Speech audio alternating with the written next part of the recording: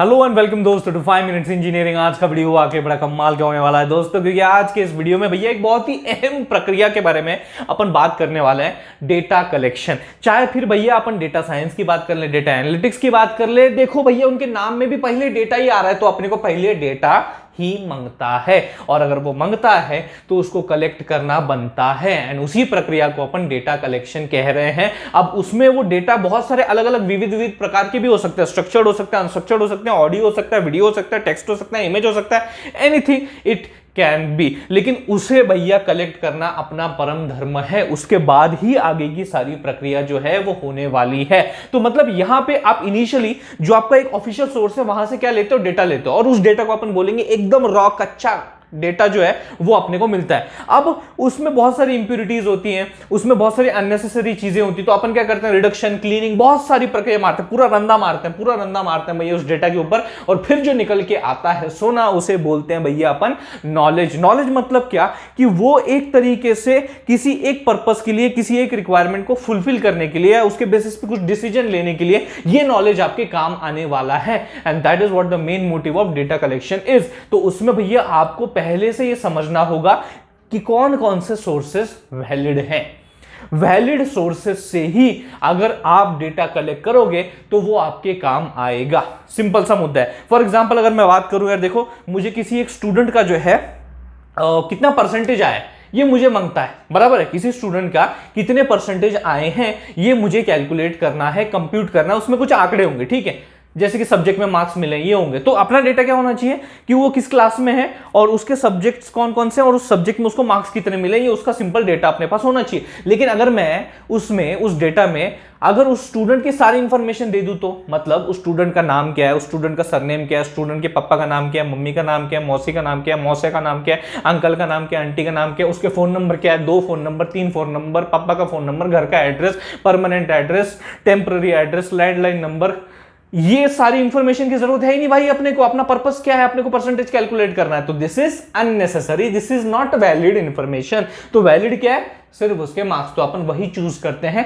और उसी बेसिस पे आगे बढ़ते हुए अपने परसेंटेज कैलकुलेट करते हैं। सिमिलर मैनर में यहां पे भी चीज सिर्फ बड़े स्केल पे होती है। जब अपन बिग डेटा की भी बात करते हैं तो बड़े स्केल पे ये सारी चीजें यहां पे कंडक्ट होती है। अब जो भी डेटा है वो आपको दो प्रकार से देखने को मिल जाएगा। जैसे कि अपन बोलते हैं एक प्राइमरी डेटा होता है, एक सेकेंडरी डेटा होता है। जब डेटा कलेक्शन की अपन बात करते हैं तो उसमें पहले प्राइमरी डेटा के ऊपर फोकस करते हैं और कुछ पॉइंटर्स मैंने यहां पे मेंशन किए हैं उनके बारे में जानते हैं।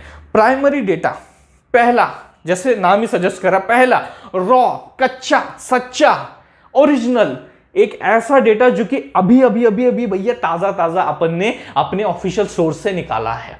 That is called as a primary data. एकदम रॉ डेटा होता है वो, ठीक है।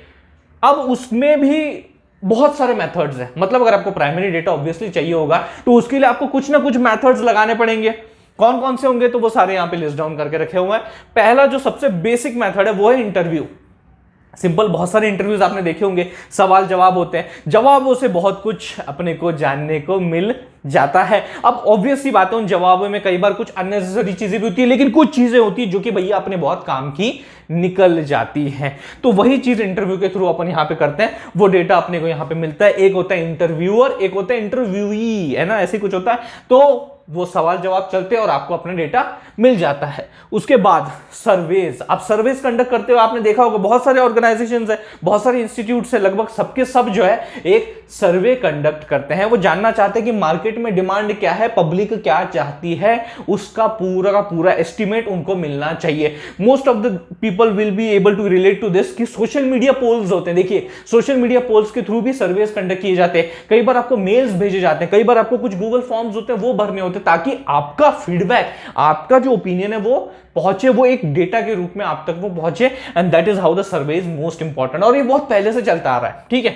ऑब्जर्वेशन, जैसा नाम भैया वैसा ही काम, ऑब्जर्व करना है। मतलब यहां पे कुछ ऑब्जर्वर्स होंगे जिनके पास कुछ ऑब्जर्वेशन टूल्स होंगे, जिनकी मदद से वो टारगेट ऑडियंस को ऑब्जर्व करेंगे, उनके बिहेवियर को ऑब्जर्व करेंगे कि वो क्या चाहते हैं, वो क्या करते हैं। फॉर एग्जाम्पल किसी एक प्रोडक्ट से रिलेटेड एक रिस्पेक्टिव आपका टारगेट ऑडियंस कैसे रिएक्ट कर रहा है, कैसे भैया उसको रिस्पॉन्ड कर रहा है, क्या लग रहा है उसको, क्या बिहेवियर है उसका। कई बार आपने देखा होगा एप्लीकेशंस में अगर आप कोई प्रोडक्ट परचेस करते हैं तो उसके थोड़ी देर बाद वो आपको एक नोटिफिकेशन भेजता है कि भैया आपको ये प्रोडक्ट कैसा लगा, यू लाइक द प्रोडक्ट, कितना स्टार देना चाहेंगे, समथिंग अगर आपको कुछ आपने बोला नहीं यार इट वाज बैड, तो फिर बैड में भी फिर और ऑप्शन आपको देते हैं कि भैया क्या था, बराबर है, क्या लगा आपको, कैसा लगा। तो एक तरीके से यहां पे वो ऑब्जर्व कर रहे हैं अपने उस कस्टमर का behaviour related to that respective product, ठीक है। उसके बाद आते हैं एक्सपेरिमेंटल।